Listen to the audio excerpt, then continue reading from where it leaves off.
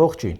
Ինչ է իսպանական ամոթը։ Ամոթի զգացում, որն առաջանում է այլ մարդու գործողությունների պատճառով։ Կարճ ասած, ամոթ ուրիշի փոխարեն։ Կարող է քո գործողություններում ամոթալի բան չլինի, բայց ուրիշ մարդու արարքից դու ամաչես։ Ընդ որում, կարող է ներկայել չլինես այդ արարքին, բայց տեսնես ու ամաչես, իմանաս ու ամաչես։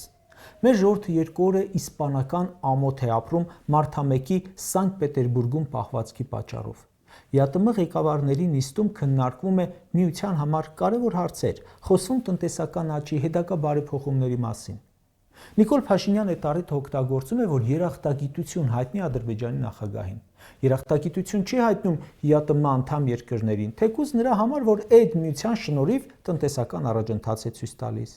Ադրբեջանի նախագահին երախտագիտություն է հայտնում, որ իր ֆրակցիայի падգամավոր Խաչատուր Սուքիասյանի ընտանիքին պատկանող բիզնեսի համար բենզին են ծախել։ Սամվել Ալեքսանյանի համար էլ թույլ են տվել իր տարածքով 3-րդ կարգի ցորեն բերի։ Գնացել, բանակցել է Հայաստանի Հանրապետության փոխվարչապետը Ադրբեջանի պաշտոնակցի հետ, բայց ոչ թե գերի բերելու համար, այլ բենզին։ Նիկոլ Փաշինյանը ինչ միջոցառման որ մասնակցում է, մանկապարտեզի բացումից մինչև ՄԱԿ-ի գլխավոր ասամբլեայում ելույթ։ Գնում է Մոսկվա, գնում է Թբիլիսի, գնում է Սանկտ Պետերբուրգ, Մյունխեն, Նյու Յորք։ Երախտագիտություն է հայտնում Ալիևին։ Տպավորությունն է, որ ՔՊԱ-ականների քեֆերի ժամանակ առաջին Ադրբեջանի կենացն է խմում, երկրորդը Ալիևի։ Տպավորություն է, թե մի քանի երկրից սրանց պասպորտները ձեռքներից առել են։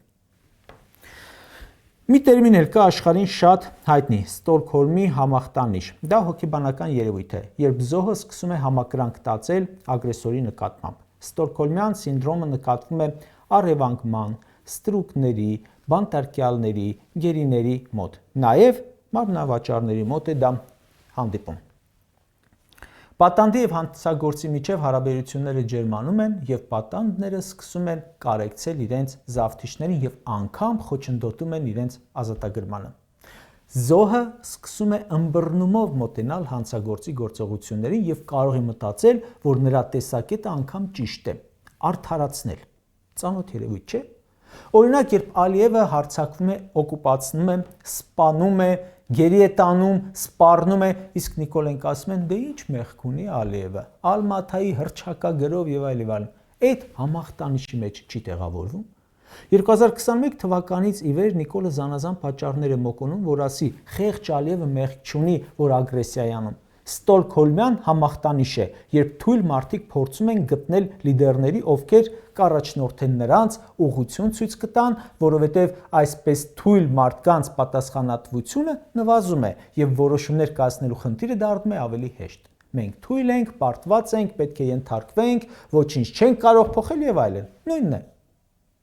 Այն Ալիևին, որը օկուպացրել է ամբողջ Արցախը, Սևլիճը, ջերմուկից հատվածներ, 5000 զոհ է պատճառել, սոտքի ոսկու հանքը իրենով է արել, ադրբեջանցիներին Հայաստան է բերում, Հայաստանը արևմտյան Ադրբեջան է անվանում, Երևանը Իրևան, Սևանը Գյոյչա,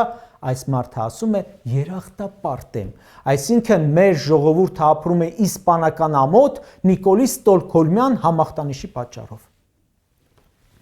Ադրբեջանական բենզինի թեման մեր ազգի խայտառակությունն է, ամոթն է։ Այդ ճանապարհով է մեր գերիներ պետք է գային, բայց այդ ճանապարհով գալիս են կեր ու վառելիք։ Առաջացնում են, որ հարաբերությունները, եթե Ադրբեջանի հետ կարգավորվեն, հնարավոր է մի օր տեսնենք Սոկարի բենզակալոնկաները Հայաստանում, բայց չէ ինչի Սոկարի, չունենք գործարներ, որ պատրաստ են հանուն փողի մտնել դրա տակ։ Նիկոլն էլ շնորհակալություն հայտնի, երախտապարտ լինի։ Ընդհակառակը, Ալիևին պետք է շնորհակալություն հայտներ ոչ թե Նիկոլ, այլ Ալիևը Նիկոլին շնորհակալություն հայտներ, որ իր երկրի երազանքը կատարել է, իր մանկության երազանքը կատարել է։ Մի քանի օր է մեր երկրում քննարկում են ԿԳԲ-ի գործակալի թեման։ Նիկոլենք, տեսնելով, որ կաթողիկոսը չի թողնում գահը, ֆեյքերով հորինեցին թեմա։ Իբր նրա եղբայրը Սովետի թվին ԿԳԲ-ի գործակալ է եղել։ Ու ինչ որ փաստաթուղթ հրապարակեցին ԱԱՑ-ին հղումով։ Ընդ որում, ինչպես սրանց բոլոր ստերը, սա եւս բացահայտվեց 5 րոպեում։ Թեև այդ սուտը բացահայտվեց, բայց ժողովուրդը անընդհատ հարցնում է. այս իշխանության մեջ քանիսն են, որ ոչ թե սովետական ԿԳԲ-ի գործակալի համարում ունեն, այլ թուրքի։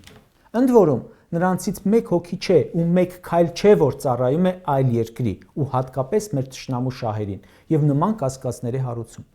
Դասագրքերից հանում են Մաշտոցի նկարը, թուրքական հետք է, հայոց պատմության առարկան հանում են, թուրքական հետք է, հարձակվում են եկեղեցու վրա, ադրբեջանական հետք է, ՀԱՊԿ-ի օգնությունից հրաժարվում են, արևմտյան հետք է, ՀԱՊԿ-ում անդամությունը սառեցնում են, արևմտյան հետք է,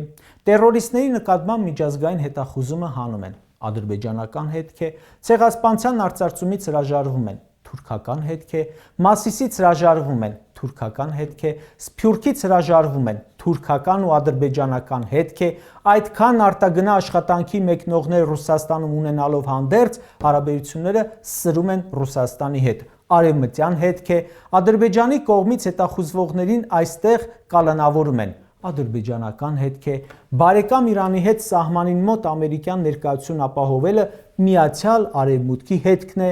ասում են քո սահմանները, որ պաշտպանում է ռուս զինվորը, նրանց հանեք, արևմտյան հետք է, դարավոր պատմական կապեր ունեցող գերտերության Ռուսաստանի հետ թշնամացնել արևմտյան հետք է։ 2026 թվականի հունիսին մեր երկրում նախատեսված են խորհրդարանական ընտրություններ։ Եվրամիության ներկայացուցիչը հայտարարեց, որ մինչև կոկորդը խրվելու են Հայաստանում սպասվելիք ընտրական գործընթացի մեջ։ Ասում են, փող կտանք, որ ֆեյքեյով, падգամավորներով, կառավարությունով պայքարեք ընդդիմության դեմ, հակառուսական պայքար տանեք։ Ով Հայաստանի ապագան պատկերացնում է օրինակ Ռուսաստանի Դաշնության հետ սերտ համագործակցությամբ, անվանեք ՌՍ-ի ագենտ, ԿԳԲ-ի գործակալ։ Հետո Մեծ Բրիտանիայի դեսպանն է այն կողմից հայտարարում, որ իրենք էլ են խրվելու ընտրական գործընթացի մեջ։ Թուրքիան ու Ադրբեջանը Հայաստանում այդ նույն գործընթացի մեջ ընտրական վաղուց են խրված։ Հիմա խնդրում եմ ինձ ասեք, այն երկիրը, որի գործերին քիթը խոթում են, ով ուզում է, ով հասցնում է, այդ երկրի ղեկավարությունը գործակալի տրամաբանությամբ չի գործում։ Կարճ ասած, գոյություն նաև կրկնակի գործակալ տերմինը, բայց նաև բազմակի գործակալը, որի դեպքում արդեն պետությունը ոնց հասցնում է, որ պետությունը հասցնում է, օգտագործում է իր շահի համար։ Դա արդեն թաքուն պահելը շատ բարդ է, եթե չասեմ անհնար։ Ինչ եք կարծում, ապագայում որևէ փաստաթուղթ գաղտնաձեռցելու կարիք կա, որ համոզվեք, թե որ երկրի շահերի սպասարկուներն են մեր երկիրը ղեկավարում արդեն 8 տարի։ Բայց ցավալին այն է, որ չկա մի բան, որ կարող ես մատը ծալել ու ասել, որ այսա կատարվել է մեր երկրի շահերից ելք։